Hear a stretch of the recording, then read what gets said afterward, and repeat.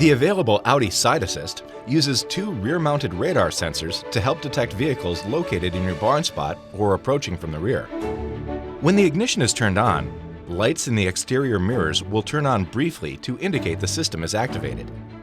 As a vehicle approaches from the rear, a warning light illuminates in the housing of the respective side mirror to help alert you to the presence of the vehicle on the left or right-hand side.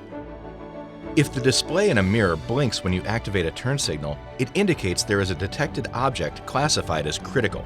The brightness of the side assist system can be adjusted. From the home screen, select Vehicle, Driver Assistance, and scroll down to Side Assist. Adjust the brightness to the desired level.